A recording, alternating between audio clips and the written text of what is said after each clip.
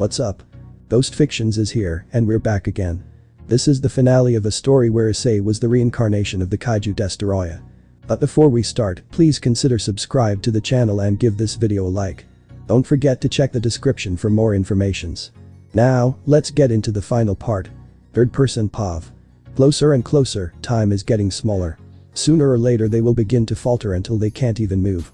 I shall be the one to tear their hopes, their dreams, their lives down into cosmic dust. Because the Omniverse is nothing more than a total cosmic joke. Sun Wukong, who was no longer in his human form, stared down the primordial darkness who merely titled his head and chuckled at what was before him. Issei. Am I meant to be intimidated by this? Sun Wukong. No, I know that you don't even see me as a threat. But that shall all change. Issei. Oh. And pray to tell how you will do that. Sun Wukong smirks and spins his staff before pointing it at Issei. Sun Wukong. I shall show you the power of the unrivaled Monkey King. Issei. Unrivaled. Don't make me laugh, you dumb ape, you will be eating those words like I ate Adam's head. Sun Wukong narrowed his eyes as they glowed for a moment. He had never met Adam before, but he had heard tons of rumors about the father of humanity. He wanted to meet him one day, challenge him to a battle, and see how strong he was. It would have been a simple little spar against two powerful beings. He wasn't gonna go overboard and destroy the solar system. But now he can't do that. Adam's gone, and it is all because of the primordial darkness. Suddenly, Sun Wukong's eyes erupted into flames as he gripped his staff tightly. He was gonna make him pay for all the terrible things that he has done, all the innocent people who have been killed by his claws. Issei. Oh, did I enrage the Mo? Just then, the monkey demon appeared in front of the monster and sent him flying into the air before he had any time to react. If he were any other being, he would have been shocked by Sun Wukong's increased speed and power. But why would he be shocked? He could clearly see all of his movements. There was nothing special about them. Wukong appeared above the primordial darkness and slammed his staff into him with immense force, sending him crashing through the entire moon and splitting it in half. He then landed on the surface of the moon, causing a crater to form from the impact. The primordial darkness ascended and landed on the moon as he rubbed his head. Issei. Okay, admit I felt that, but it felt like a mosquito biting me. Sun Wukong narrowed his eyes. Sun Wukong. Well, you gonna feel a lot more of that. The primordial darkness merely chuckled as he put on his usual grin, his eyes burning a crimson red color. Issei. Don't disappoint me even more. Back down on Earth, the other godly beings who were in Kuo stared up at the direction of the moon and saw that it was split in half and saw that there seemed to be several explosions appearing across the surface. Zeus. Well then. He's certainly having the time of his life. Below him. Wukong Destoroyah. Zeus merely shrugged his shoulders, much to God's annoyance. Buddha. Wukong is one tough monkey, he can handle himself as we come up with a plan to take that thing down. Amon-Ra. And how do you expect we do that? We barely fought him and yet he took us down without even trying. Ra had a point, how were they gonna take down that monster? Sure, they were some of the most powerful beings in the entire universe. But they always knew that there was gonna be someone or something stronger than them eventually. Odin. What knowledge do we have on this being? Below him sighed and scratched the back of his head, he knew a little of him but he wasn't sure if that information would be helpful anymore. Below him. I faced him before, real annoying bastard. But back then he was different than he was now. Zeus. This sure is a pickle. Thor was silent as he watched the fight between Wukong and the primordial darkness, and he quietly grinned and gripped his hammer which Odin noticed. Odin. Oh, boy. My son is becoming hungry for a fight. He wanted to fight him. He wanted to challenge him. He wanted to test his limits. Unlike the others, Shiva sighed to himself. There was no way that they could take on a being on this level, it was basically like knocking on death's door and asking him to kill them all. The god of destruction knew that they had to do something, it wasn't just the mortals whose lives were at stake here. But other gods as well. Shiva had to think about his pantheon, the hopes and dreams of all 1116 were counting on him. They believe in him. He couldn't let them down. He can't. He won't. He shall not. Shiva sighed as he stood up from a piece of a destroyed building, cracking his knuckles and arms which gained the other godly being's attention. Odin. Shiva, what are you doing? Shiva. Isn't it obvious, old man, I'm going up there. Amon-Ra. Buddha said that Sun Wukong can hand high. Shiva. You don't get it, do you, bird brain? That monster is merely playing with his food, he could have killed Wukong at any moment but doesn't because he wants to amuse us with our feeble attempts. Buddha. Shiva. Shiva turned his head and looked at Buddha. Shiva. Buddha, take care of my family for me and tell the gods of India that their leader fought for dignity and honor. Hearing this took everyone by surprise. Don't tell them that Shiva was gonna do what they think he was about to do. Zeus. Shiva, don't do anything reckless. Below him. Yeah, you're basically going up there to get yourself killed. Shiva merely chuckled. Shiva. That may be true, but I'm just gonna say this. Shiva turned and looked at his fellow godly beings. Shiva. What kind of leader would I be if I am not willing to put my life on the line to defend them, to make sure that my people are safe and that they know their hopes and dreams shall live on? Hearing the god of destruction's words left everyone absolutely shocked and speechless. Never in their entire existence had they heard something come out of Shiva's mouth. They always thought that he would spout arrogant or lazy words, but he actually surprised them. Or. Shiva. Shiva. I am an absolute being, so I shall do the same in this fight. I'll push myself beyond my limits, beyond the absolute point until I drop dead. Buddha. Heh, typical Shiva. Well, if this is what you want then I won't stop you. Zeus. My. Ha ho ho. We won't forget what you did, but your family won't be happy. Shiva. They'll understand that I did this for them. Below him. Don't die on us, you hear? Shiva. Can't promise anything, you know that. Below him sighed. Below him. Yeah, I know. Shiva used all of his strength and did a super jump to the moon to join the battle as the ground shattered. Zeus. Off he goes. Below him. We better get going to prepare as well. The other godly beings of Draconic Deus universe nodded their heads. This was gonna be one hell of a battle ahead of them. They could already tell. Meanwhile. The castle stood on top of a vast mountain, looking over what seemed to be a barren and decimated wasteland. The sky was as dark as an abyss, no stars or moonlight shined through the darkness. The only lights that were present were the ones coming from the castle itself. The air was dead silent, and no wind dared appear as the dark sky seemed to be an eternal abyss, one where no light to shine, and no life could be seen, heard, or thrive in. That just leaves the question, who or rather what being inhabits the castle that stood tall and unaffected by time itself? Inside the castle were endless corridors that twist and turned for what seemed like miles, but at the end of one of these corridors was a large wooden door, with symbols not known to mankind. Through the large door was a large throne room, with huge pillars and glass windows that stared into the barren abyss. At the end of the throne room was a large throne, made completely out of a type of metal. It was black in color, and it jutted out into spikes that were sharper than any blade imaginable. Sitting on the throne was someone, or rather something that would leave anyone chilled to the very core. It was a dark figure, and even though he was sitting, his head was above the throne itself. The figure's body was unable to be made out, but what was seen were 7 crimson red eyes that were on his chest in various spots, and on top of his head were horns that sprouted out like tree branches. And finally, a white crown with 7 red gems embedded floated above the figure's head. The figure sat on the throne completely still and silent, not moving a single muscle. The room was completely dark with only the smallest amount of light coming from the torches that hung on the pillars. The door to the throne room soon opened and 2 people walked into the room. The door shut behind them as they made their way toward the figure. The first figure was one completely made out of some sort of black matter, with pure white eyes, razor-sharp teeth, claws, and spikes on his shoulders. The second figure was a demonic-like creature with light gray skin. The being had a muscular body with some armor plating on the arms, legs, and chest. The being had crimson red eyes, black spiky hair, and a long tail that ended with a sharp point. As they made their way toward the throne, the 2 beings started to argue with each other. 2. You sure it's a good idea to recruit that monster? The first being looked at the second one with a raised eyebrow. 1. Yes, why wouldn't it be? 2. The dude is completely insane and psychotic. The first being shrugged his shoulders, but then both of them stopped in their tracks as they saw that they were in front of the throne, and they quickly got to their knees, bowing to the dark figure. 1. Forgive us, master. We didn't wish to ruin your silence without towel. The first being was cut off as the dark figure raised one of his claw-like hands into the air, silencing him. Dark figure. When will the battle begin? The dark figure's voice boomed and echoed throughout the entire room, shaking it slightly and causing the 2 figures to flinch. 2. Soon, master. Before long, nothing will stand in your way. The dark figure didn't say anything as he stared at the 2 figures, his gaze pierced their souls as they were completely frozen. Dark figure. Good, now leave. Not wasting any time, the 2 figures quickly stood up and made their way out of the throne room, once the door shut behind them as silence filled the room once again. Back with Issei and Wukong.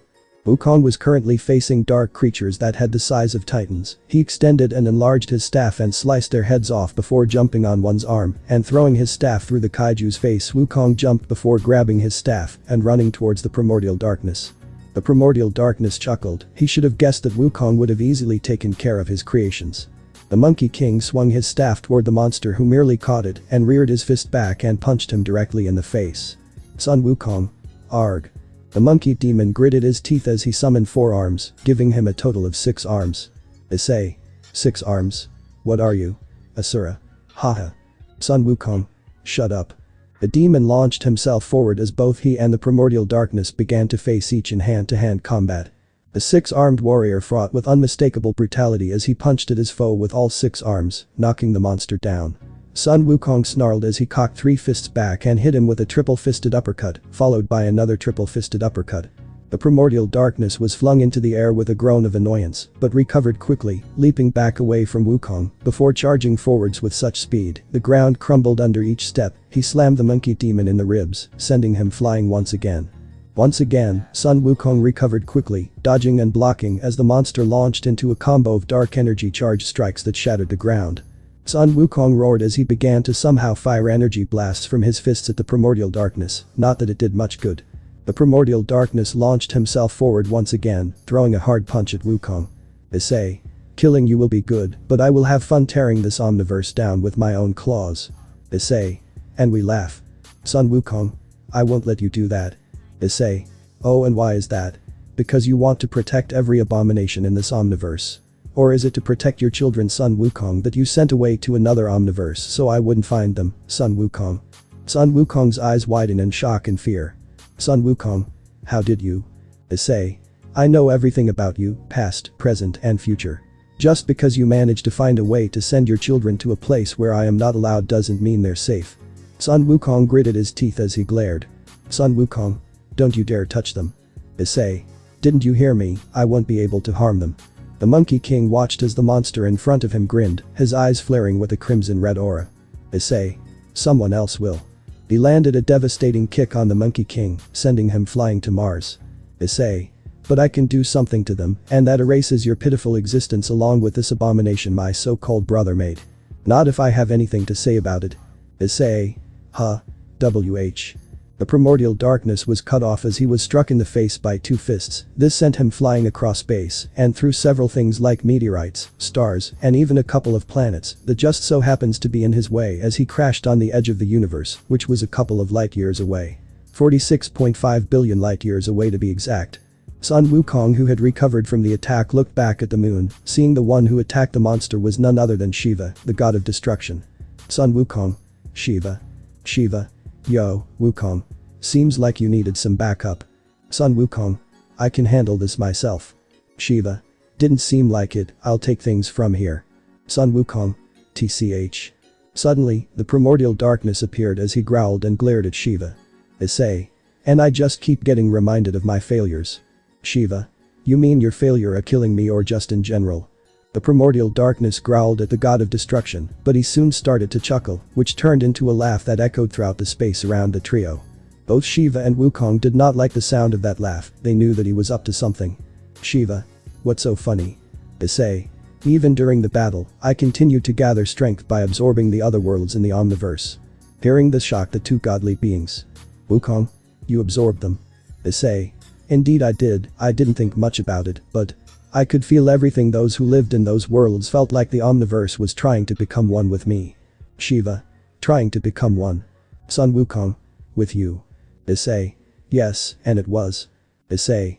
Disgusting, revolting, absurd. I would never allow an abomination like that to try to become one with me. He clenches his fist as he hated that the zero-pointer created this abomination from his very essence. It made him want to puke and erase his very existence. Issei. That is why I shall welcome you both. Shiva. Welcome us. Sun Wukong. To what? The primordial darkness merely smirked as several planets appeared within one of his clawed hands. Issei. To the last 52. Third-person POV. I've been called many things: monster, destroyer, killer, beast, monstrosity, scourge, abomination, and so much more because that is what they see me as. One would be hurt by all those comments, but why would I care about what nonsense they spew? They just wasted their last breath. The last 52. The little thing that the primordial darkness created, nothing over the top special. Just reducing all the alternative worlds to a mere 52, but it won't stay like that for long, because eventually there will be nothing left. There will be no last 52, there will only be 0, and from that 0 shall come what has always been to come. Darkness, an eternal void that shall swallow everything they believe in. Hope. Love. Happiness.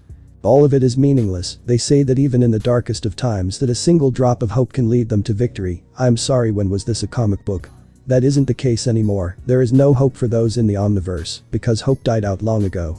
Currently, the primordial darkness was standing a few meters away from Shiva, the god of destruction, and Sun Wukong, the Monkey King. He had just revealed that he had absorbed all the other worlds, leaving merely 52 left, and they were. Well, it was hard to tell. Were they shocked? Surprised? Horrified? The primordial darkness didn't care about what they were feeling at the moment because they were gonna die anyway. Sun Wukong? Only 52. Shiva sighed and scratched the back of his head. He hasn't even started fighting the monster, and already he was pulling off shit like that. Shiva. This is gonna be annoying, I can already tell. But I already told Buddha to tell my wives and son I love them. Sun Wukong.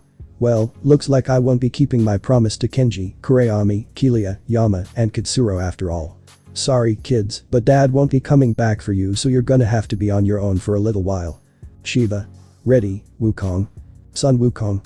I'm ready, Shiva.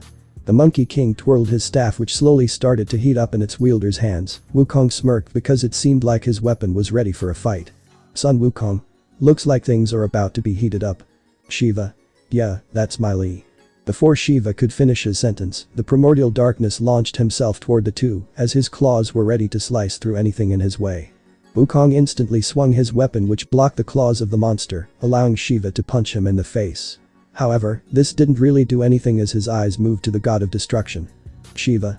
Oh shit. The primordial darkness grabbed Shiva's face and started slamming him into the ground repeatedly. Wukong attempted to save his comrade, but his staff was grabbed by the monster's other claw. Issei. A sneak attack. Really?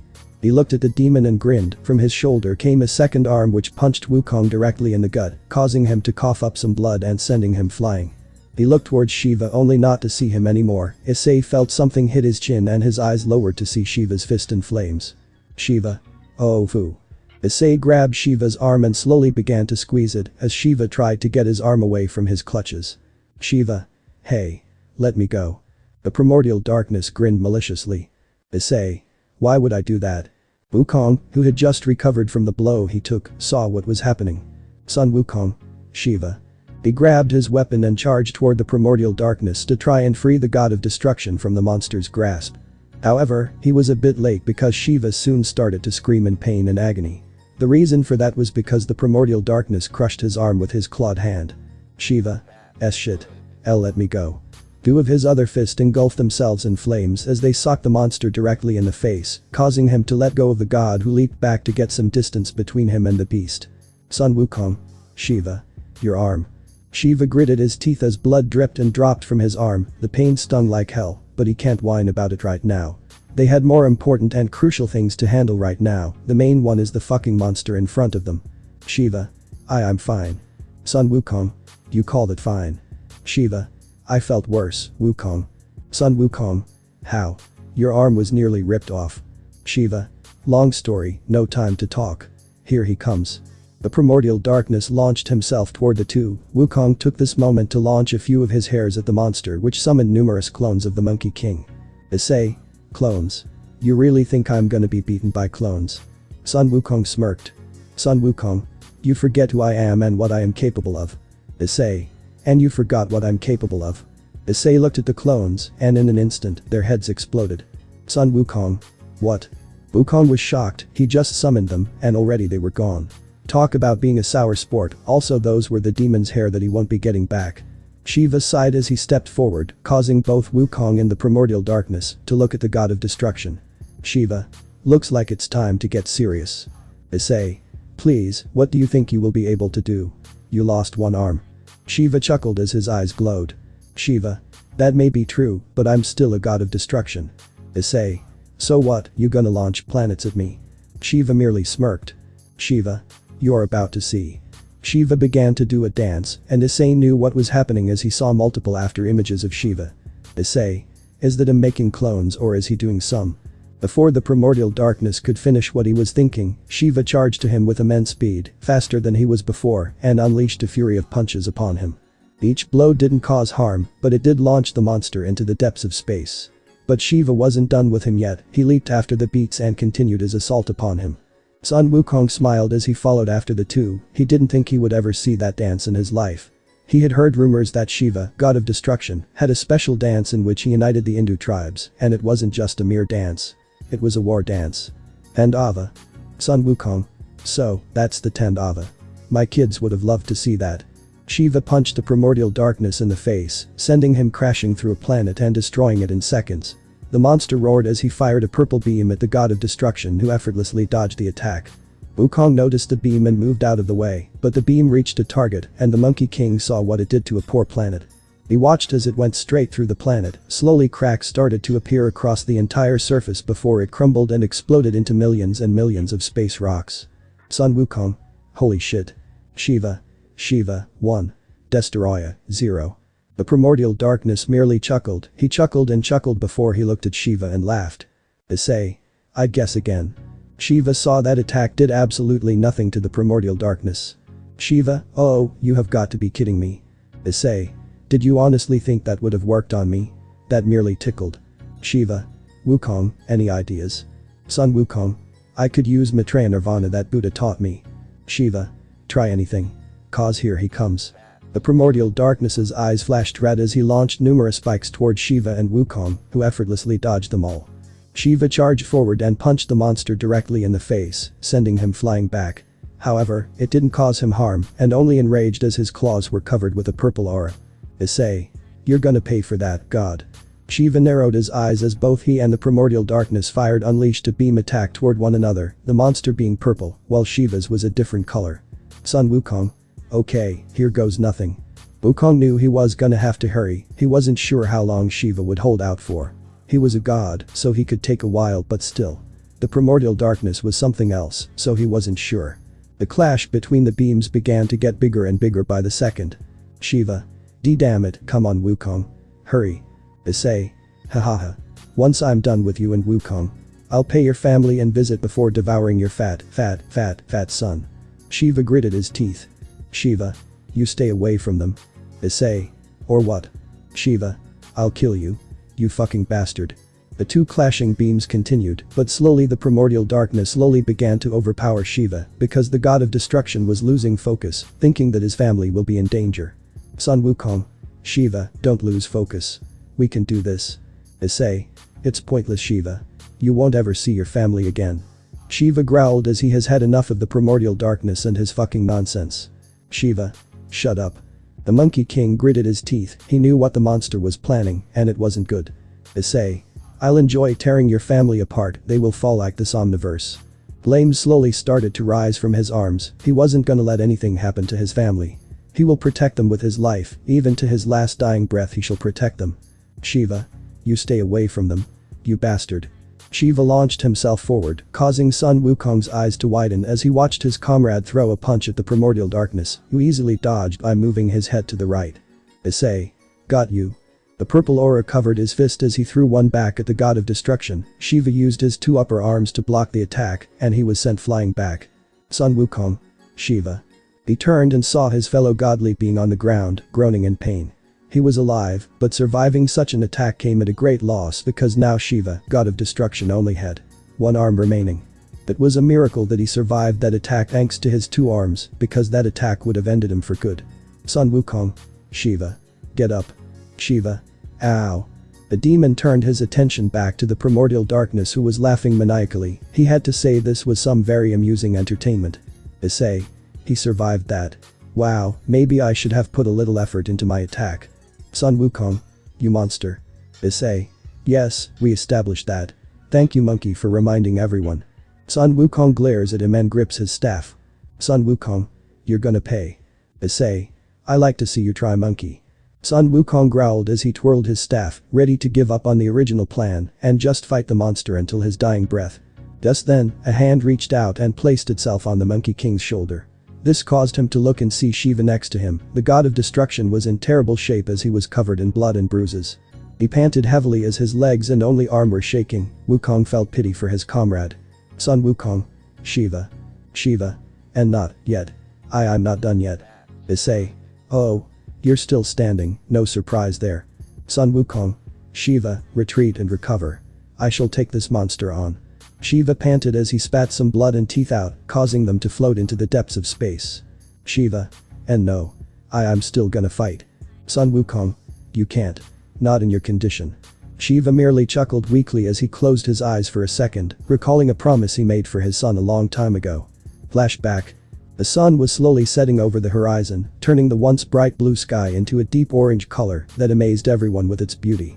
The gods of the Hindu pantheon were minding their own business as near a river were two people. The first was none other than the Hindu pantheon leader, Shiva, the god of destruction, and the other being was his son, Ganesha, the god of wisdom. Shiva was kneeling in front of his son. The reason for that was because his child was crying. As the god of destruction tried to calm down his crying son, he took notice of a few bruises on him, which he could already tell weren't from tripping on a tree branch or anything. Shiva. Hey, buddy. Don't cry. Ganesha sniffled as Shiva rubbed his head with one of his hands, slowly calming the boy down. Shiva. There. No need to cry. Now how about you tell daddy what happened? Ganesha. The other god children made fun of me because I'm different from you and mommy. Shiva. Did they now? Normally, Shiva would do something reckless and selfish like go on a rampage and destroy half of the Hindu pantheon. However, this reminded him of a time when he was very young, a time when he and an old friend of his were like outcasts. They rose to the top together, but only one become the leader of the entire pantheon, and to this very day, Shiva still wonders what it would be like if his friend was the one in charge. But all that is beside the point. There was a lesson that both he and his old friend learned, one that humans say quite a few times. Shiva. Son, you wanna know what I did when people made fun of my appearance? Ganesha. Beat them up? Shiva chuckled. Shiva. Yes, but that is beside the point. The god of destruction smiled at his son. Shiva. I learned to not care what others thought about me. I was a nobody and now look at your old man. He's the leader of the entire pantheon. Ganesha. Oh. Shiva, and you should too. Don't listen to what those brats have to say because they're spoiled fools. Shiva placed his hand on Ganesha's head. Shiva. You're my son and me and your mothers love you for who you are. Ganesha. Really? Shiva. Of course sport, we wouldn't have any other child. You are the greatest thing to ever happen to us. Ganesha sniffled as he hugged his father, causing the leader of the Hindu pantheon to smile and hug his boy with his two lower arms. Ganesha. I love you, Papa. Shiva. I know, son. Now, then. Ganesha looked up at his father who gave him a small cheeky smile. Shiva. You wanna get a piggyback ride from your old man? Ganesha. Yeah. Shiva chuckled and turned around and got one knee. Shiva. Hop on then. Ganesha instantly jumped onto his father's back, taking him by surprise since he did it so quickly. However, Shiva soon wrapped his two lower arms behind his back, keeping his son in place. He then stood up, giving his child a little bit of a decent view from where he was, not the best, but also not the worst. Shiva.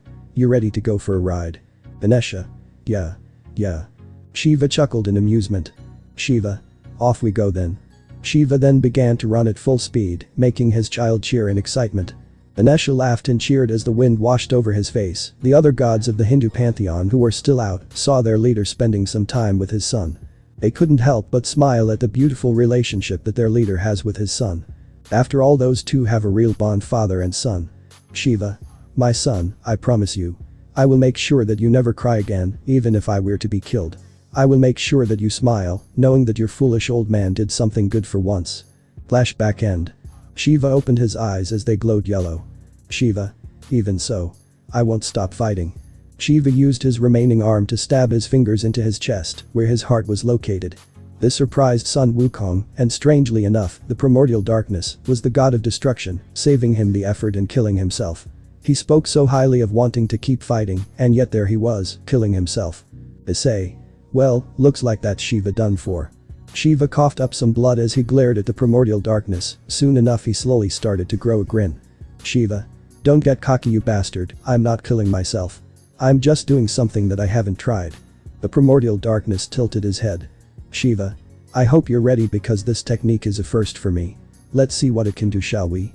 Shiva grabbed his heart and began to squeeze it to force his heart rate to increase as the god of destruction grunted in pain and his skin changed to crimson red. The legends say, when the time comes, Shiva will be there. He shall dance the Tandava and destroy the universe. Flames burst out of Shiva's body, shocking Wukong, while the primordial darkness crossed his arms. However, the legends go on to say this. And then, Shiva will burn his own body and use the ashes to rebuild the universe. Sun Wukong. Sh Shiva. The flames soon cleared to reveal Shiva in his strongest form, which is called Endava Karma. Shiva. Let's dance until we burn. Third person Pav. No more. No more, no more, no more. No more hiding, no more running, no more distractions. The time has come, the moment I have been waiting for. I shall ascend to a level that no one has ever reached. I know that he is watching, and I want him to watch as he bears witness to his failure. Shiva smirked as he looked at the primordial darkness. Shiva. Let's dance till we burn up. Silence. Absolute silence filled the air as both Sun Wukong and the primordial darkness stared at THR god of destruction. The Monkey King had a shocked expression on his face, as he had never seen anything like this before. He knew that Shiva was a very powerful godly being, one of the most powerful who was known to create and destroy worlds because he merely wants to. But this form, this fiery aura engulfing him must be the destruction that is built up within him for eons. That or Shiva really liked fire or something, which shouldn't be surprising. The monster on the other hand merely had a curious expression as he wondered what this new form of Shiva will even do. Issei. Well now, this is most curious. Shiva chuckle. Shiva. Glad you think so, never thought I would try this. But I'm glad I get a reason. Endava Karma. Shiva wasn't sure if this form of his will be enough to finally take down the primordial darkness, but he was sure as hell gonna give it his all. He was already down his last hand, the last trick up his sleeve. Everything depends on this, will he win or will he fall in this battle? If the primordial darkness was truly playing with them like they were mere toys that he could throw away at any time, then this toy was gonna fight back. Issei. Well, let's see. In 0.09 seconds Shiva landed a punch on the primordial darkness's face before following with a barrel of kicks on the face, sending the darkness flying. But Shiva didn't stop there as he rushed after the primordial darkness and engulfed his fist into flames before punching his back, causing a massive shockwave and sending the darkness flying from the impact. Shiva. You know, you talk too much. Sun Wukong's eyes widen. How fast was Shiva during that? Even he didn't notice it, and he is known to be faster than light itself. Sun Wukong. What the hell? I didn't even see that. Shiva leaped toward the primordial darkness, who finally recovered from the blow that he had to endure, shaking his head as he narrowed his eyes. Issei. I gotta say, not bad. Shiva landed a right hook on the face, sending the darkness skidding back a little. Issei. His speed is at the level of the universe, but that form. Shiva did a super jump and grabbed the darkness's face before pummeling him into Jupiter.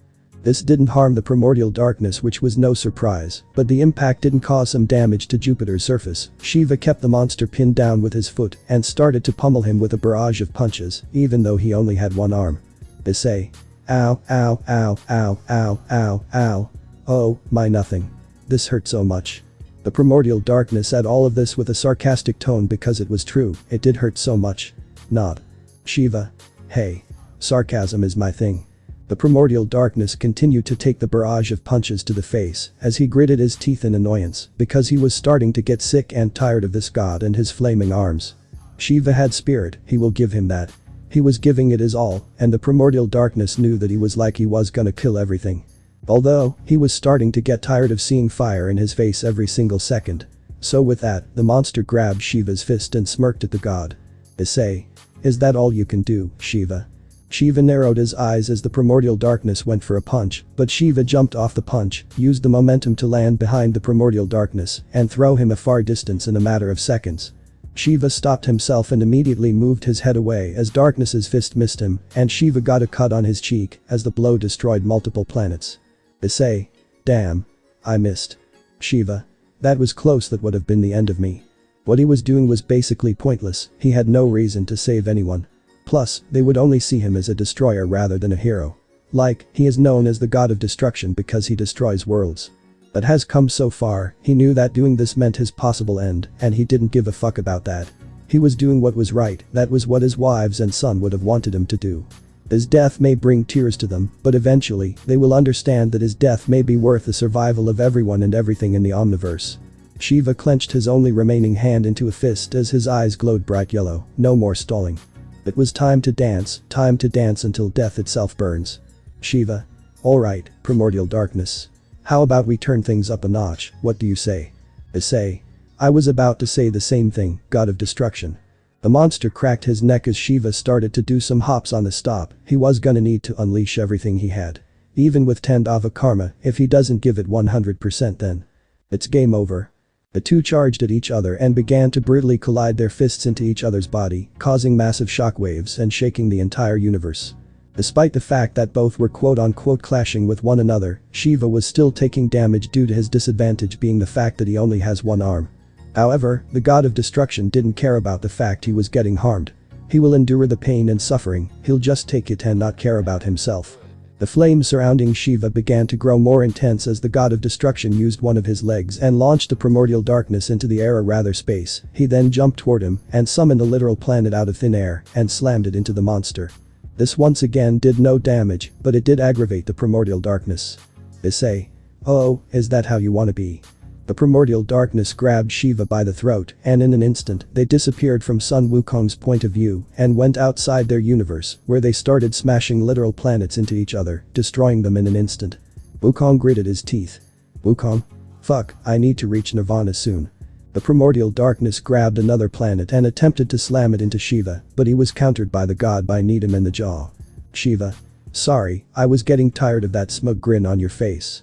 The primordial darkness merely growled in anger as he raised his claws to slash at Shiva, who dodged the attack, but the aftermath of said attack did destroy not just worlds, but entire universes as well. Each one is full of life, hope, dreams, beauty, wonder, and so much more. But now they all have been reduced to absolute nothing, much to Shiva's dismay. Shiva. You're really starting to pass me off, you know that.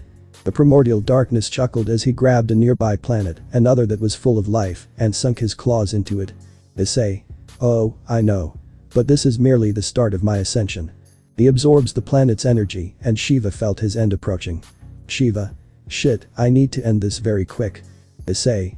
Do you really think that you ever stood a chance against me? Shiva narrowed his eyes. Shiva. I may have not, but I know that there will be others to stop you. If it's not me, then Sun Wukong will. The primordial darkness merely chuckled. Issei. You're right, maybe I should go and end him real quick. Just then, Shiva appeared before the monster and socked him directly in the face, as his face had a cold and serious expression. Shiva. Don't even think about it. The primordial darkness smirked. Issei. Unfortunately for you. He slashed at Shiva's face, causing the god of destruction to cry out in pain, and a mark was left on his cheek from the attack. Issei. I'm where your story ends. Shiva growled and tried to kick him, but the darkness grabbed his leg and hurled him away, but Shiva stopped himself. Shiva. I only have 1 minute left. I better end this quick with this last attack. He panted heavily as the arm that had been crushed and was dangling for most of the fight finally fell off and was incinerated by the flames of 10 Dava Karma. If he doesn't end this then he shall perish here. He won't let that happen. He won't give up. He won't give in. Shiva narrowed his eyes as he held his hand out and in an instant a spear appeared. This was no ordinary spear though, this spear was known as Trishula. Issei. Oh. You think you can beat me with a pitchfork? Shiva. This is no pitchfork. This is my weapon, Trishula. Trishula. The Trishula symbolism is polyvalent and rich, it is said to have been used to sever the original head of Ganesha. Durga also holds a Trishula as one of her many weapons. The 3 points have various meanings and significance and, common to Hinduism, have many stories behind them. They are commonly said to represent various trinities. Creation, preservation, and destruction, past, present, and future, body, mind, and Atman, Dharma or Dhamma, law and order, bliss, mutual enjoyment and emanation, created bodies, compassion, joy and love, spiritual, psychic and relative, happiness, comfort, and boredom, pride, repute and egotism, clarity, knowledge and wisdom, heaven. Mind and earth, soul, fire and earth, soul, passion and embodied soul, logic, passion and faith, prayer, manifestation and sublime insight, serenity and bodhisattvahood or ratship, anti-conceit, practice, understanding and wisdom, death, ascension, and resurrection, creation, order, and destruction, the 3 gunas. Sattva, rajas and tamas. Issei. Should I feel intimidated by it then? Shiva smirked as the flames on his increased in heat and intensity. He spun his weapon around and got into a stance. Shiva. You will be. Shiva rushed at the primordial darkness who reeled in his fist and collided it with Shiva's spear, but the hand turned to ashes, making the primordial darkness jump away. The monster was honestly surprised by what had just happened. He watched as his hand came back and he clenched it into a fist. Issei. What the hell? How is that even possible? Something wasn't right, there was no possible way that an attack like that should do anything to him. The primordial darkness narrowed his eyes. He gets the feeling that so-called bastard the 0 point was behind all of this. He had to be, there was no possible way Shiva did that to the monster's claw by himself. Issei. I swear that son of a bitch is being more and more annoying to me and my plans. Shiva charged toward the primordial darkness, but before the god could even react, the monster held his hand out and grabbed Shiva by the throat.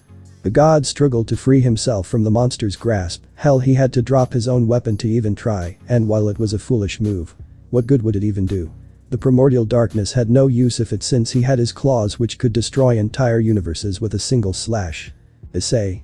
I think it's time that I end you. Shiva gritted his teeth as he slowly closed his eyes and accepted his fate. There was no point in fighting anymore. Shiva. Parvati. Kali. Durga. Ganesha. I'm sorry, I failed you all. Shiva gave it his all. He was at his limit. If he didn't die to the primordial darkness, then he would certainly die to his own form after all. It was the first time he even used it. The primordial darkness grinned maliciously as he held his claws out, ready to end the god of destruction once and for all. However. Enough, my beloved. Shiva and Wukong's eyes widened, and the primordial darkness growled in anger and disgust. Issei. So, you finally showed yourself. He turned his head and saw him, the one he despised with every fiber of his being, the one who he hated ever since day one, the one who tried to rape him and give birth to some abomination. The primordial creator of the disgusting omniverse, the 0 Point. 0 Pointer turned to Shiva. 0 Pointer. You fought well, god of destruction. 0 Pointer snapped his fingers, and Shiva was sent to where the other gods were, and he turned to Wukong. 0 Pointer. Your children are safe, so go be with them. 0 Pointer snapped his fingers and sent Wukong to the Omniverse, where he sent his children before turning to the Dark Primordial. 0 Pointer. This is between you and me, my beloved. The primordial darkness growled as his eyes were filled with rage. Issei. Don't. Call. Me. That. 0 Pointer. It doesn't have to be this way. We can start anew and create our child. Issei. Will you shut up about that bullshit? I will never create another abomination with you. 0 Pointer. My love, what did I do? Why are you so angry? Silence filled the air as THR primordial darkness let out a small chuckle. That chuckle soon grew a bit louder before it turned into a burst of complete psychotic laughter. Issei. What did you do? You wanna know what you did? That simple. You existed. 0 Pointer. What? Issei. You were favored and spoiled by the nothingness while I was broken, alone, and left in the dark because of you. He grabbed a nearby universe and crushed it with his claws. Issei. I didn't ask to be created. I didn't ask to share my domain. I didn't want to just waste my existence away watching over your disgusting creation. For the rest of eternity. 0 Pointer. The primordial darkness's eyes were glowing with a menacing red aura as he growled. He then pointed at the 0 Point. Issei. It's time for this to end. This shall be our last meeting. I will kill you and this omniverse. 0 Pointer. My beloved, please. I know I have hurt you, boo. Issei. Shut up and fight, you fucking bastard. 0 Pointer sighed sadly and had no choice but to fight his brother. 0 Pointer. Very well, I have no choice. I'm sorry. Third person Pav. Finally. The time has come, the omniverse shall quake and crumble, the cruise of my own quote-unquote child shall fill all the inhabitants' ears. Bread shall wash over the land, no more waiting, no more stalling. If you think you Issei can defeat me, you're in for a rude awakening. Outer God, wriggles Eva. In the abandoned town of Kuo, a haunting stillness permeated the air. The once bustling streets lay barren, a wasteland of debris and destruction. The remnants of life that once filled this place were now replaced with decay and decay alone. The silence was deafening, and even the slightest sound would have shattered the eerie peace that had settled over the town. The buildings that still stood were riddled with claw marks and massive holes, evidence of a violent past. Blood-stained corpses littered the streets, some of them mangled beyond recognition. The few trees that remained were stripped of leaves, their branches twisted and gnarled like the limbs of the dead. A stench of death hung thick in the air, mingling with the acrid smell of smoke and burned flesh. This was a town that had been ravaged by war, its inhabitants either dead or fled. In this wasteland of chaos and destruction, the only thing left was the haunting sound of a sigh. Man, I'm bored. Kaneko, who had returned from her who knows how long training session, was still sitting where she was, a bored expression slapped on her face. She may have trained with THR Guardian of the Tree of Knowledge, but that didn't mean she was any but different than what she once was. She was still unable to achieve something like surviving in space, she still required air. So unless one of the gods finally spots her, she won't be going up into space or wherever the primordial darkness currently was. Kaneko. This sucks. My plan is gonna be ruined. Suddenly, the ground started to shake as her ears perked up, which caused her to open her eyes. Kaneko. She looked around and saw nothing happening within the ruined tomb that was once Kuo, so she looked up and saw both the primordial darkness and the zero-pointer clashing against one another. She was honestly surprised that she could see the clash. Maybe it was a side effect of being around the Tree of Knowledge, or it was something she picked up in the library. Either way, she had to say that the primordial darkness looked very pissed off while he was duking it out with the 0-point. Hineko. Geez, he really doesn't like him, does he? She wonders what the 0-pointer did to make darkness that pissed off and hate him so much. She can't really go up there and ask them, mainly cause she would die before she even got to them. But she gets the feeling that she won't have to, maybe they'll come back down or a certain someone they both know will turn up. Meanwhile with the two. Both the primordial darkness and the 0-point were locked in deep combat, although one was fighting with pure and unyielding rage, the other was simply trying to end this battle without killing. The 0-point didn't want this, he didn't want to kill his beloved. He made the Omniverse to show how much he cared for the darkness, and yet this is the response he gets. 0-pointer.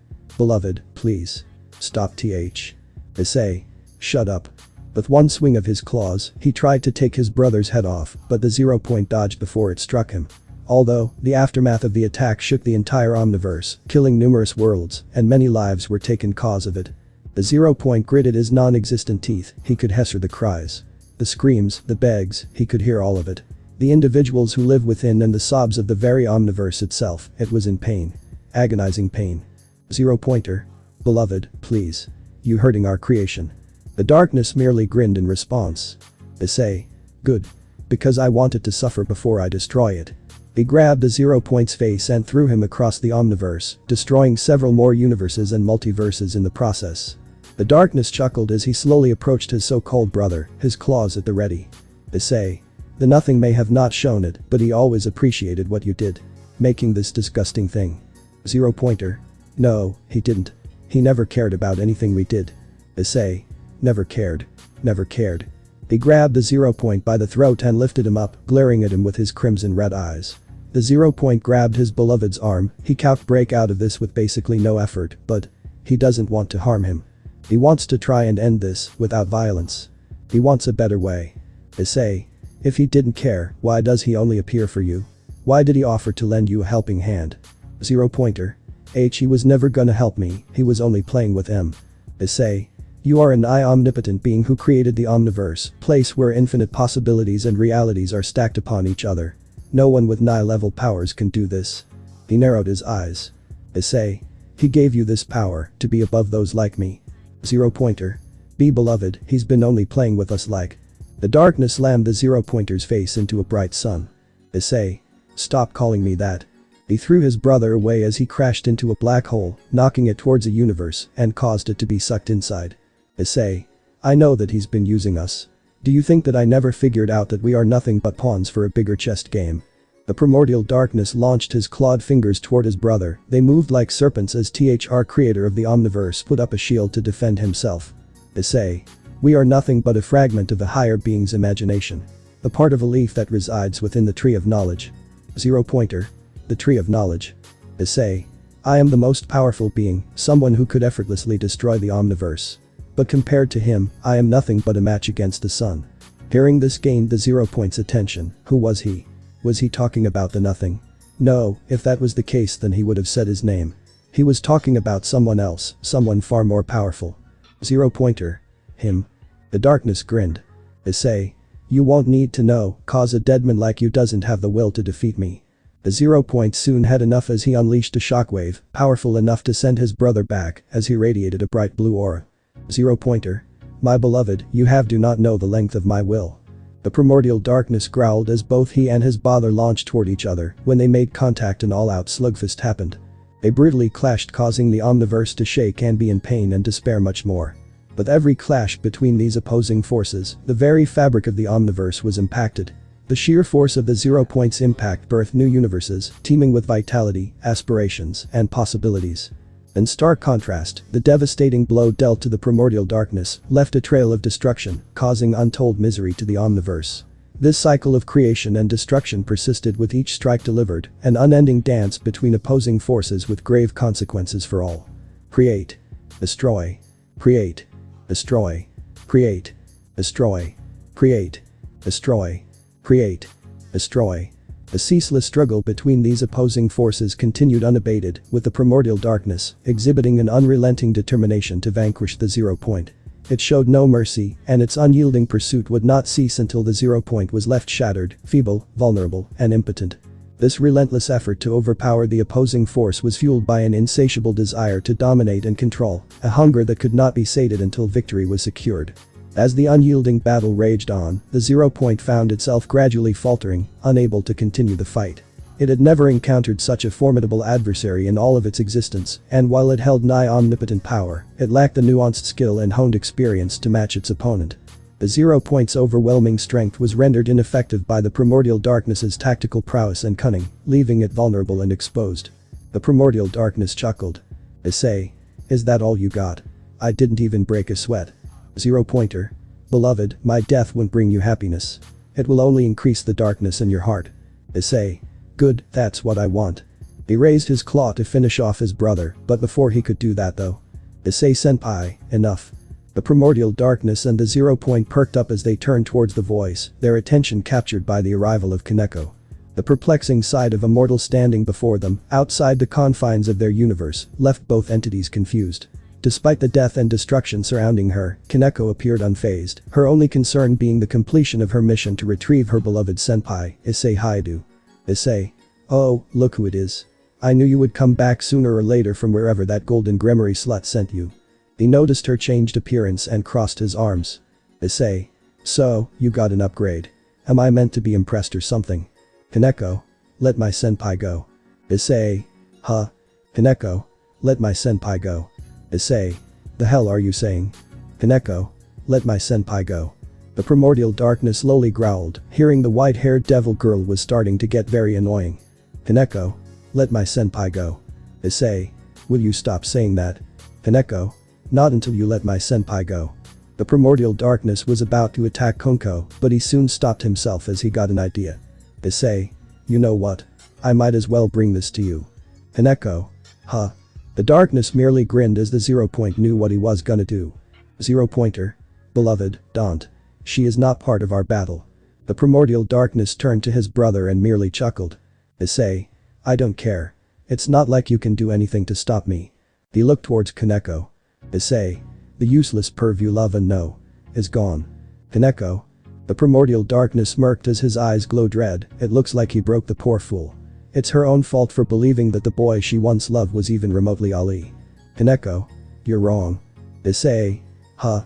Kaneko stared at the darkness, a serious expression slapped in her face. "Kaneko. Issei senpai isn't gone. I know he is alive." "Issei. Is this bitch really that desperate to save someone that's already gone?" "Kaneko. Give him back." The primordial darkness soon had enough of Kaneko. It was bad enough that he had to be around her while gather power, and now she's ordering him to do something. He has had enough with other beings getting involved with his business. "Issei. You want him? Fine, here he is." The primordial darkness raised a claw to attack Kaneko, who didn't seem fazed by this. However, before he could land a direct hit on the girl, something happened. He was struck in the back by a supernova being thrown at him. The impact caused a bright light, nearly as bright as the Big Bang, to appear and blind everyone. Once the light died down, the darkness growled and turned to see who threw the supernova at him. "Issei. Who threw that?" "Me." He turned, and much to his annoyance, it was the golden bitch. "Issei. Oh, for the love of nothingness. Why do you and every being I face must become a massive pain and annoyance to me and my plans?" Riaz narrowed her eyes and unleashed a wave of golden electricity at the primordial darkness. Though the attack didn't harm him, it seemed to irritate him. "Riaz. I merge with the god of the void. The infinite nothingness of the omniverse is now within my domain." The darkness growled with rage at her words. How dare she claim the void as her own? The infinite black. The abyss. The void. The eternal nothing. His home. His domain. Issei. Your domain. Don't make me laugh. His eyes flared with a menacing red aura. Kaneko took this moment to casually walk past the primordial darkness and over to the 0 point. "0 pointer. You and your master should be here, this is my battle." "Kaneko. Not anymore, my senpai is in there and I want him back." "Riaz. I agree with Kaneko, we must get Issei back." The 0 point eyed Riaz with a confused expression. Wasn't a reason for all of this happening cause of her saying she was gonna get rid of him. Why was she trying to help? It didn't make any sense. Unless. 0 pointer. My beloved. Did you cause all of this? Issei. I've caused a lot of shit, you gotta be more specific on WH. 0 pointer. Did you make Ria's Gremory say she would get rid of Issei Haidu, only for you to take control? The sudden revelation caused both Kaneko and Rias to freeze in shock, their eyes widening in complete disbelief. Even the Primordial Darkness, who was known for his stoic nature, was taken aback by his brother's words. The silence that followed was palpable, as everyone tried to process the implications of what had just been said. However, it didn't take long before the Primordial Darkness started to chuckle, the sound slowly growing into a malicious laugh that echoed through the Omniverse. Issei. Ha ha ha ha ha. About time, you figured it out. Yes. It was all me. I was the mastermind behind all of this. I would have taken control sooner when that brat was born if that old bastard Elohim didn't weaken me when I was Destoroyah to the point I couldn't control my next reincarnation's body. So with little power, I had left. I used it to manipulate the Gremory and her queen to say all those things and it worked. Ha ha ha ha. As Rias heard the shocking revelation, her mind was suddenly flooded with a storm of emotions. The realization that her plan to eliminate Issei and take his sacred gear was actually a part of the Primordial Darkness's grand scheme hit her like a ton of bricks. The weight of her actions suddenly felt unbearable, and she found herself struggling to process the truth. For so long, she had believed the terrible things she had said about Issei, and had even gone as far as to make hurtful comments about him that weren't even true. The guilt and shame she felt were almost suffocating, and she couldn't help but wonder if there was any way to make things right. 0 pointer. Why? Why do all this to one boy? The Primordial Darkness chuckled. Issei. Because why not? I like being a puppet master. He grew a sinister grin. Issei. Plus, I have always been one step ahead, brother. Ria's hand tightened into a fist, her nails digging into her palm. The pain didn't matter, though. The anger inside her was too great to ignore. Golden sparks danced around her as she struggled to contain the rage building inside her. How could she not feel this way? She had just been told that every cruel action she had ever committed was merely a pawn in some divine temper tantrum. The realization was overwhelming, and she felt like she was drowning in a sea of fury. Rias. Why you made me say all those things about him? Issei. That I did. And if it weren't for you I would have been still trapped. Rias. You bastard.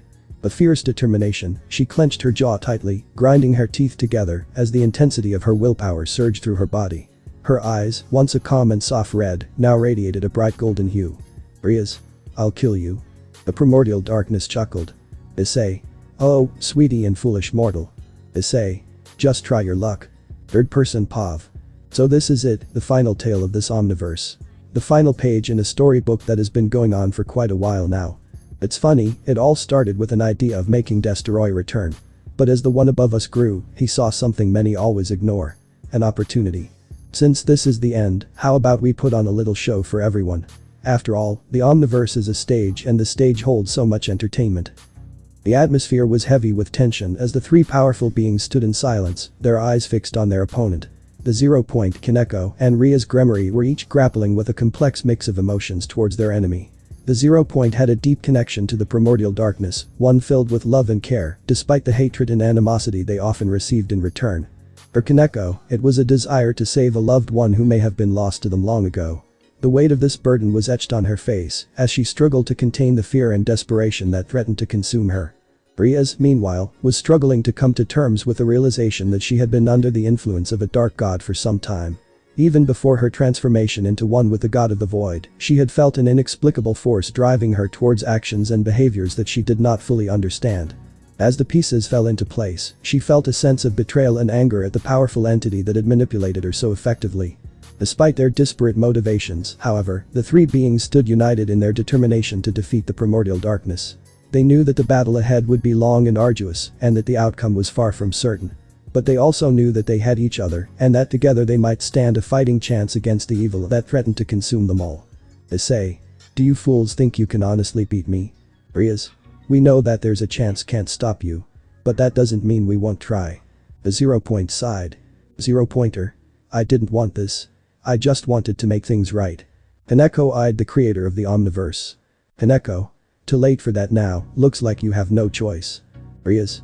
Kaneko's right, you have to fight. The 0 point didn't say anything as he merely stared at his beloved, his brother, the one that came into the world with him. From the moment that nothing made them, they both were always two sides of a coin. Both so different and unique at the same time. One light. The other darkness. One, a force of good. The other a surge of evil. One brought life. The other only bring death. When one made, the other destroyed.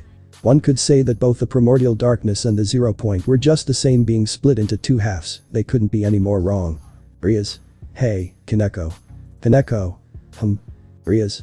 How are you even up here? I can cause I merged with the god of THR Void, but how can't you?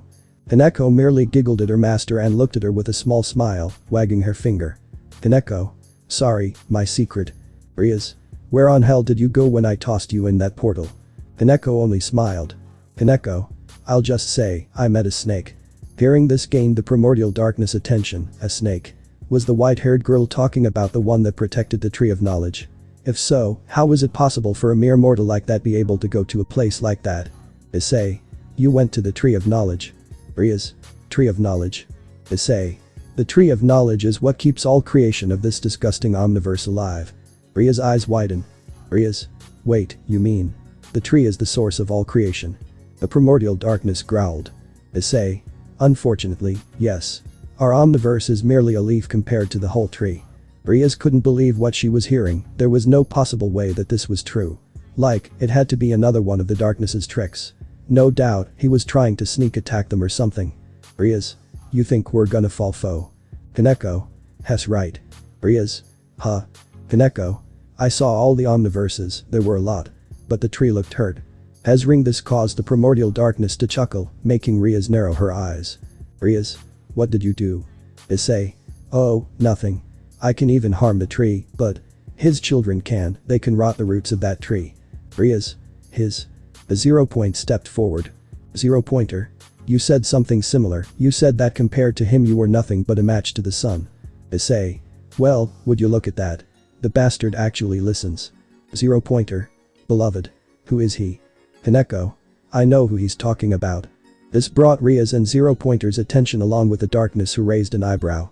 Kaneko. The one who's stronger than him went by many names, but the main one is the Scarlet King. The mere mention of the name the Scarlet King sent shivers down the spines of both the 0 point and Riaz. It was as if the air around them had become thin and silent, creating an atmosphere of fear and dread. But what was it about this name that caused such a reaction? Neither have heard any tales of such a being, especially the 0 point, and he created the entire omniverse. Maybe it was a primordial being, similar to the Nothing. But even that made no sense because he was also a primordial, so he would have known about someone called the Scarlet King. Riaz. The Scarlet King. Kaneko nodded her head. Kaneko. I don't know much, but what I do know is that he isn't a deity, Hessen.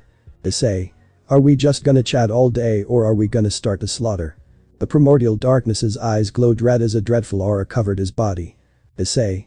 I got things to do, a omniverse to kill. Kaneko. Did you just interrupt me? Suddenly, the air around everyone changed as Kaneko gave off an aura of pure bloodlust, which caused the darkness to raise an eyebrow at the sight. Issei. Am I meant to be intimidated by that? Kaneko. No one, and I mean no one, interrupts me. Issei. Oh, please. What are you gonna? Without warning, Kaneko materialized in front of the primordial darkness, her body radiating a fierce bloodlust.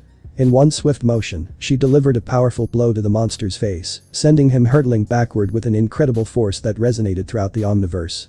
The primordial darkness let out a roar of anger as he was propelled across the vast expanse of space and time, eventually landing on the other side of the omniverse.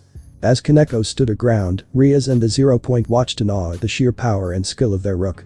Never before had they seen such strength and precision in their comrades' attacks. Riaz couldn't help but wonder what kind of rigorous training Kaneko must have undergone to reach such a level of power. Regardless, one thing was certain. Kaneko had proven herself to be an invaluable asset that may give them the edge in this battle. Riaz. Holy shit, Kaneko. Kaneko looked at Riaz and smiled at her, getting in a pose that looked more cat-like. Kaneko. Sorry, I was angry. The primordial darkness appeared in front of Kaneko and tried to attack her, but Kaneko dodged and slapped him with her tail, sending him into a planet. Kaneko. You're slow. The primordial darkness growled as he started to get annoyed with Kaneko. There's no way he was gonna lose to some white-haired girl who trained with a fucking snake. Issei. You think I'm slow, you haven't seen anything yet. When Kaneko heard those words, she got in a battle stance. Kaneko. Riaz, 0 pointer. Get over here. Riaz. Oh, right. Riaz flew high into the air as golden electro dances around her hands. She fired a beam at the primordial darkness, who merely took the attack like it was nothing. He laughed and appeared in front of Riaz. He raised his claws to slash her, but she activated her intangibility just in time. Rias. Nice try. She kicked THR darkness in the face before her eyes glowed, using gravity manipulation to send the monster down toward Kaneko, who unleashed a barrage of punches upon the primordial darkness. Kaneko. Muta muta muds muta muta muta muta muta muta muta muta. The primordial darkness grabbed her fists and head-butted her before blocking a kick from Rias, and he grabbed her leg before doing a Hulk smash. Issei. Puny, thought. He was about to kill Rias with his claws, but he was soon struck in the face by the 0 point, which caused him to let go. Despite this, the primordial darkness merely chuckled in amusement. Issei. So, you finally decided to do something who? He was met with a punch in the face by the 0 pointer, sending the primordial darkness flying. Rias. Thanks, 0 pointer. I wish I hadn't done that. He looked at his hands and clenched them into fists. He didn't need to fight his beloved. Rias. As Kaneko said, you have no choice. 0 pointer. There has to be another way. Rias looked at the creator, his eyes glowing slightly as she walked right up to his face. Rias. Listen you bastard, I know you have a boner for your so-called sibling, but that doesn't matter anymore. It's clear that he gives no single fucks about your love or your existence, so do something right for once, and help save your child. 0 pointer. My child. Rias gestured to everything around her. Rias. Can't you hear it? It's in pain, the omniverse is begging for the pain to stop. It's crying. Sobbing. If you're its parent, then help your child. The 0 point fell eerily quiet as Ria's words reverberated through his mind, penetrating his consciousness with a jolt of realization. She was right, he had been so consumed with calming down his beloved that he had completely neglected his own creation, his child. As he listened more intently, he could now discern the sounds of his creation's anguished cries, its desperate pleas for help, and the pathetic whimpers that punctuated its pain. It was a gut-wrenching experience to hear his child in such agony, and he felt a deep sense of guilt wash over him. How could he have been so selfish? How could he have ignored his own flesh and blood, his own creation's suffering? As he pondered these questions, he realized that he was trying to love a being that was blinded by their own negative emotions, unable to see beyond the wall of their own anger. The 0 point knew he had to act fast, to do something to alleviate his child's pain. He was its creator, its father, and it was his responsibility to take care of it. He couldn't let his own emotions cloud his judgment, not when his child's life was at stake. With a newfound sense of purpose, he focused all his attention on his creation, determined to do everything in his power to make it feel better. 0 pointer. I understand now. He looks towards the darkness primordial who was snarling in anger and frustration. 0 pointer. Forgive me, my beloved, but I must do what's best for our child. Issei. Stop calling that abomination our child.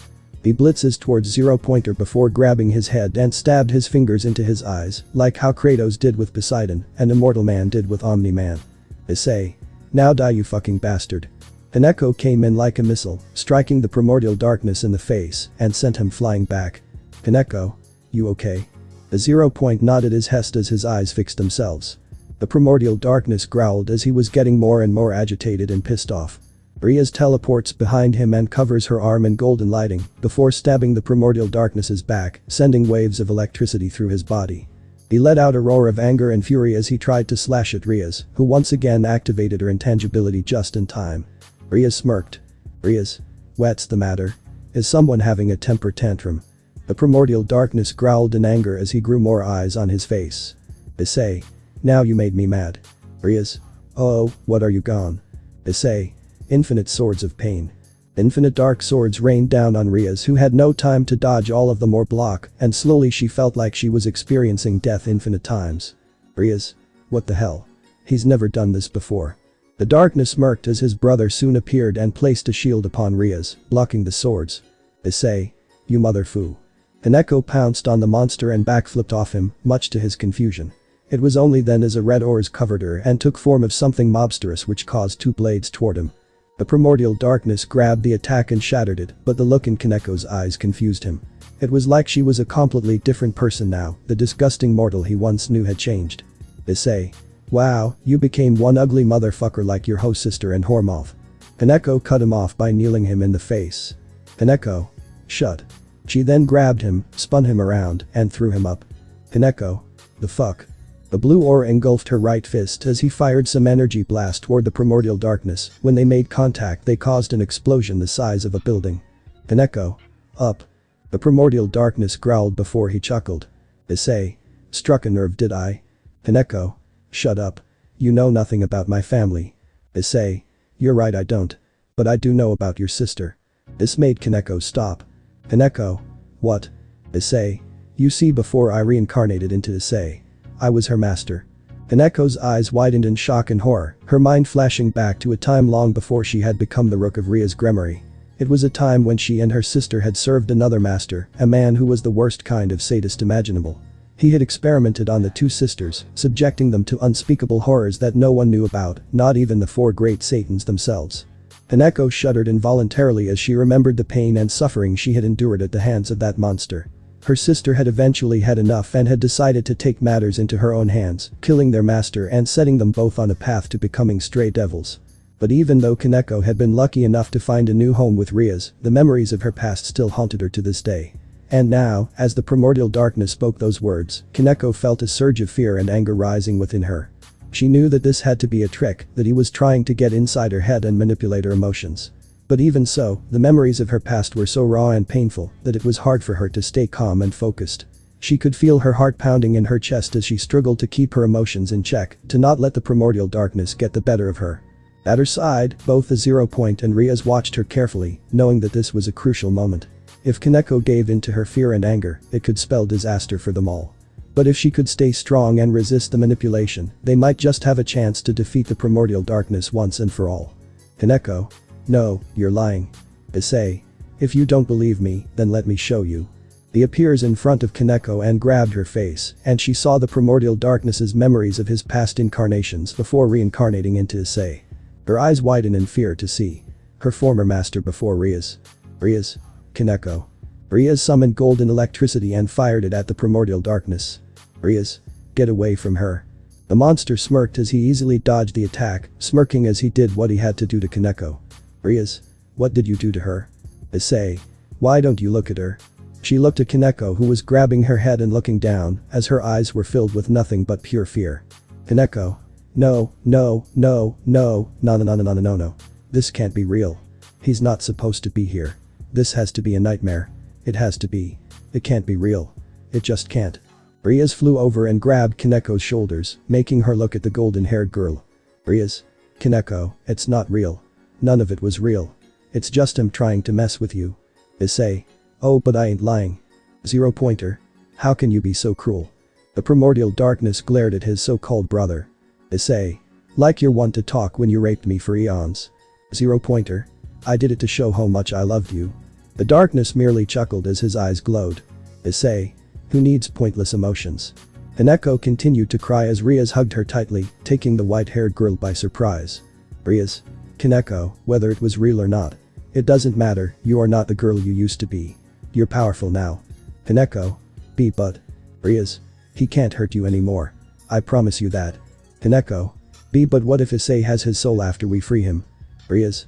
He won't, and even if he did, we can extract his soul, and Issei will be back. The primordial darkness sighed in annoyance. Issei. Oh, by nothingness's name. How delusional are you lot are believing that stupid useless pervert is alive. Riaz glared at the primordial darkness. Riaz. It's about time we shut you up. The darkness smirked. Issei. Come at me, bro. Riaz blitzes towards the primordial darkness, who tries to slash her, but Riaz smirked and grew 2 dragon serpent heads from her back, and they grabbed his arms with their jaws, before Riaz stabbed her fingers into his chest. Riaz. Thunder shock. Her and the 2 dragons' eyes glowed golden before they sent a powerful wave of thunder throughout the primordial darkness's body, making the being roar in anger, and tried to bite her head off before she dodged in time. Riaz. Oh. Did I make you mad again? Issei. You just messed with the wrong guy, kiddo. Riaz. Huh. The 0 Point appeared in front of Kaneko and Riaz. 0 Pointer. Stay behind me. Riaz. What's happening? The primordial darkness grew 50 arms before opening portals and putting the 50 into them before pulling out 50 universes. Riaz. What's he doing? The primordial darkness merged the 50 universe into one. Issei. Infinity Big Bang Storm. The 0 Point's eyes widen as he summoned a barrier to protect himself, Riaz and Kaneko, as the darkness unleashed the attacks, and it was one of both horror and awe. The primordial darkness basically created a big bang, one so bright and powerful that it illuminated the monster's entire domain with light. The primordial darkness let out a twisted smirk as he gazed upon the remnants of his attack. He was certain that his overwhelming power had decimated all 3 of his enemies, leaving them nothing but lifeless husks. However, to his great surprise and frustration, they were not dead yet. Both Wrist and Kaneko were completely unharmed, holding onto each other, while his brother looked very tired, panting heavily. This filled him with a boiling anger that this pointless battle was not over yet. He had already unleashed an attack of catastrophic proportions, one that would have been enough to create a new omniverse, much to his annoyance. The fact that his enemies still stood before him, even after such an overwhelming display of power, was unbearable to him. The primordial darkness despised the very idea that they could withstand his might. With a crushing sense of disappointment and fury, he contemplated just how much more power he needed to unleash in order to obliterate his foes. The mere thought of having to exert himself even further filled him with a sense of revulsion. He had come too far to be defeated by anyone, and he would stop at nothing until the entire omniverse was killed by his claws. Riaz looked at the 0 point. Riaz? 0 pointer. Are you okay? The 0 point panted. 0 pointer. It's clear now. We're not gonna be able to defeat him. They looked and saw the primordial darkness slowly approaching them, giving off an intense aura of bloodlust.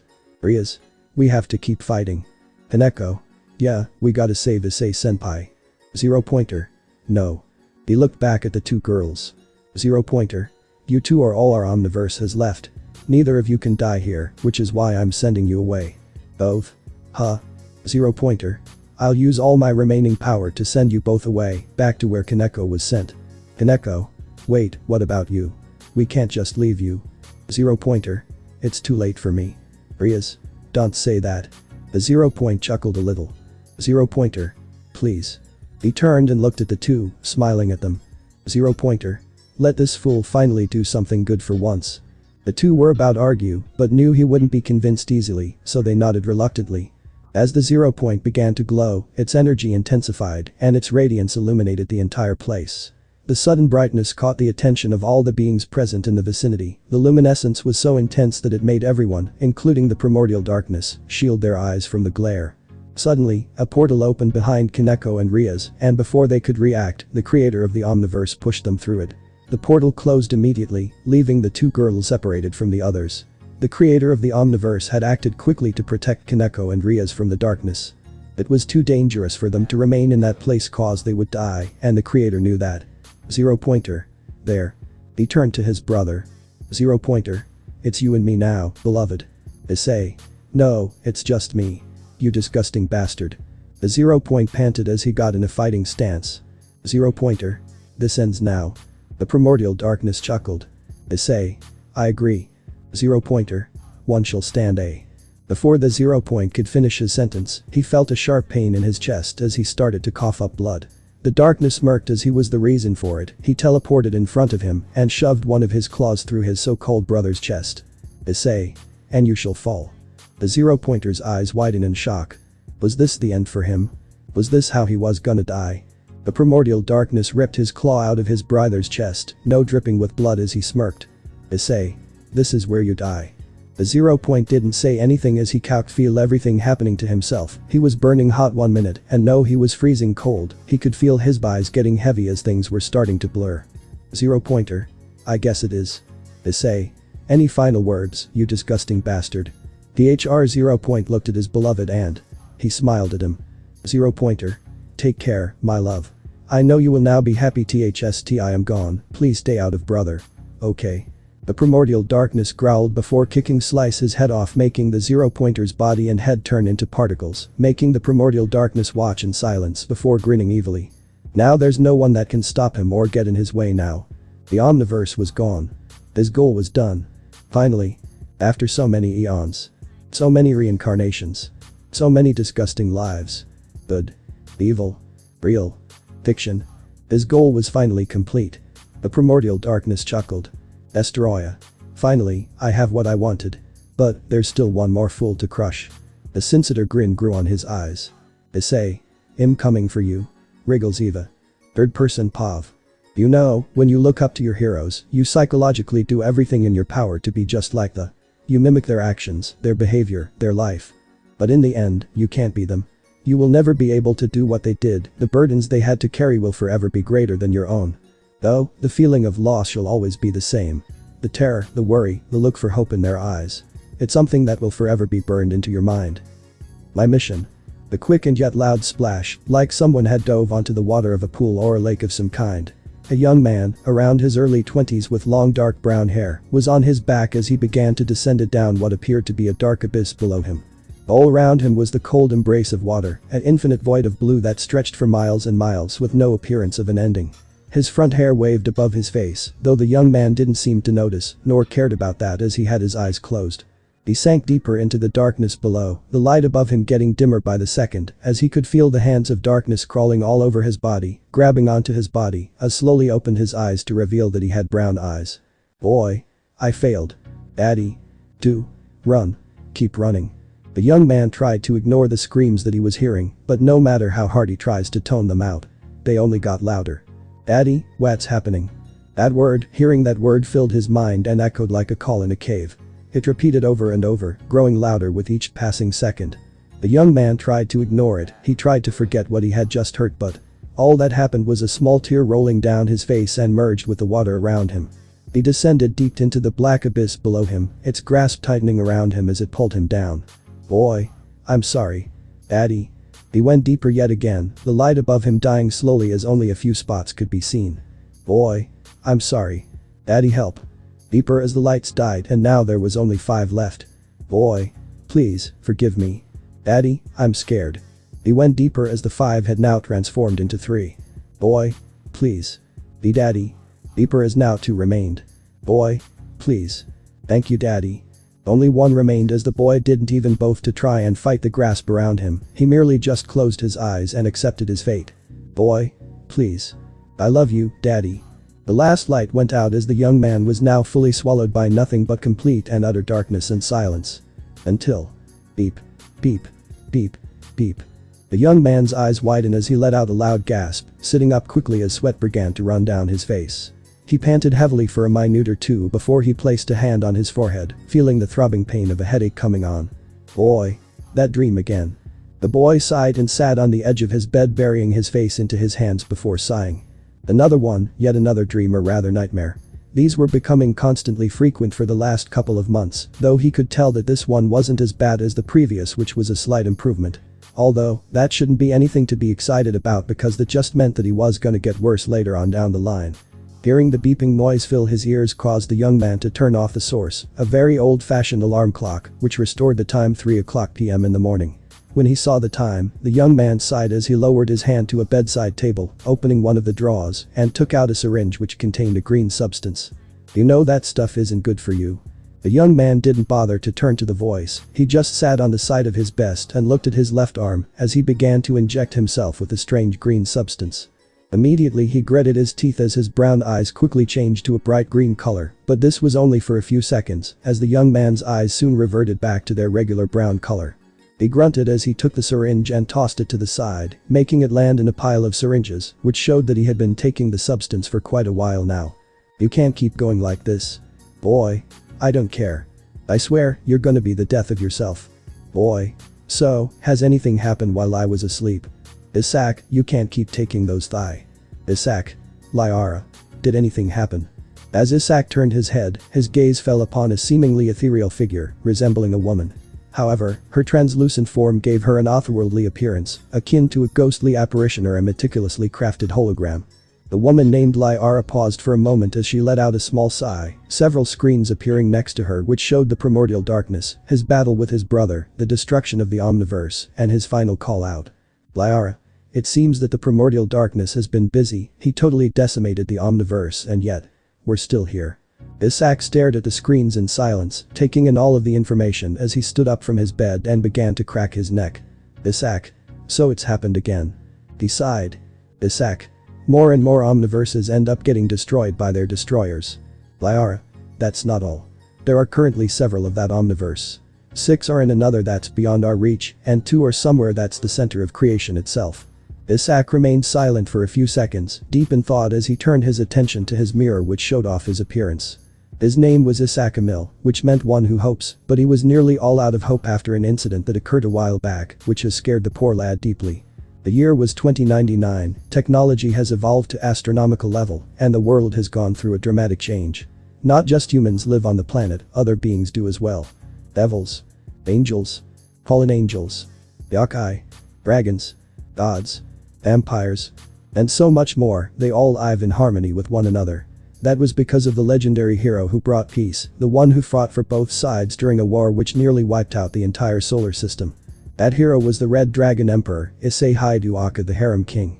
Issei looked up to Issei like all children do with their heroes. He was inspiration for so many to come together when times were hard, and if he could see the world now he would be mesmerized by its beauty. Issei turned his attention to his window which showed the advanced and beautiful town of Kuo, which had come a long way before he looked back at Liara. Issei, is the gizmo ready? The hologram groaned. Liara, it's not a gizmo. It's the gate. Into many omniverses. Issei rolled his eyes as he walked over to his closet before pressing on it, bringing up a keypad which he put in a 6-digit code. Once the code was put into the pad, it turned off and the closet opened to reveal that it was an elevator. Liara, where to first? Issei, the beginning. The door of the elevator closed and Issei began to go down. He remained where he stood as all he saw at first was nothing but dirt followed by rocks and nothing but that for a good while. However, as he went down he soon passed by some lava before he came to a stop. The door opened as Issei cracked his neck. He took a step out of the elevator and immediately everything began to light up and reveal a massive hidden lair which would put the Batcave to shame and make the Dark Knight jealous with all the stuff inside. Issei, Liara, get me my armor and the gizmo. Liara, who just appeared next to the brown-haired boy, let out an annoyed groan, but by him giving her an order. She was made by Issei, well, someone close to him to keep an eye on the lad, and she would do anything for him, but what she hated was the stupid nicknames that he gave her inventions. She swears, if he calls it that one more time then she will recode herself and just leave the dumbest to die in some alternative world. But the more she thought about doing it, she wanted to slap herself because she would never. Issei has been through a lot, and the last thing he probably wants is to deal with her and her antics. Sure, she'll mess with him when she ever gets the chance, but she wouldn't do anything to harm him. Liara. First, not a gizmo. Second, which one you want? Mark 1, 2, 3, 69. Issei grew a small smirk as his gaze moved to a capsule in the middle of the room. Liara followed the boy's gaze, and when she laid eyes on what was inside, she immediately got very excited. Liara. Shut up. She grew a massive smile, one stretching from ear to ear as she got up in Issei's face. Liara. You're not gonna. Please tell me in dreaming. Issei only chuckled. Issei. No, you're not. I'm gonna try your newest model. Mark 2099. Liara. Yay. Issei approached the capsule as it began to open. He reached his hand out, and when he did this strange blue substance, or rather what appeared to be a blue substance, started to crawl up Issei's arm. Liara watched with a smile on her face. The Mark 2099 suit was a special-made suit she made by combining nanotech and something known as unstable molecules. Sure, the first few attempts to merge the two things ended in some accidents, but that didn't stop her. Liara managed to find a way to combine the two, and now, the suit she made was something special. It will make Issei faster, stronger, more durable, and that adds onto his abilities. Liara. So, how does it feel? Issei turned SND, looked at Liara, letting her see the suit in its full glory. The suit was sleek and form-fitting, incorporating a predominantly blue color scheme with striking red accents. The suit bears a distinct web pattern rendered in black, which spreads across the blue fabric. Issei wore a full head mask with large wide eyes, showcasing advanced vision capabilities. The suit also had emblem on the chest which was red and had a futuristic design. Issei. You outdid yourself for this one. Liara. Duh. Of course, I did. Issei. Alright, bring out the gizmo. Liara silently growled to herself as she snapped her fingers and a pedestal rose from the ground, a watch-like item sitting comfortably on top. Issei. So, you sure it will work? Issei picked it up. Liara. Of course. 60/40ths. Issei stopped what he was doing and looked at the hologram, narrowing his eyes at her, which made her chuckle nervously. Liara. Well, I haven't been able to properly test it out since we didn't want any more knowing about this, so. Issei sighed as he put the gizmo on his right arm, pressing a few buttons and making sure that it was on tightly because the last thing he wanted was to be trapped in some random world and not be able to return back if he needs to. Issei. Is there anything else I need to worry about? Liara shrugged. Liara. I don't know, like I said. I've never properly tested the damn things, but you could be the first person to make an autonomous omniverse jump. She then looked away. Liara. Or the last. Issei let out a small sigh. Issei. I'll be fine, Liara. If this thing works as you intended it to then things will go smoothly. Liara. Alright then, where do you want to go first? Issei fell silent and that was more than enough for Liara to piece together where he was gonna go, making her sigh. Liara, come on Isaac. Just go somewhere else for Issei. Liara, please. Just one last time. Liara paused as she stared at her master friend. He was really determined to keep going back to that place when he knows that it will one day be the death of him. The last time he went there, he nearly lost his life and she was barely able to save him, and yet he wants to go back there once more. Why? Why? Why? Why is he so determined to go back? Liara finally gave in and let out a small sigh, placing her hand on her face and shaking it. Liara. Okay, one last time. Issei smiled under his mask. Issei. Thank you, Liara. And with that we've reached the end of the story. Kaiju Destoroyah finally accomplished his goal. It was pretty an amazing story. Well, with that, take care all of you.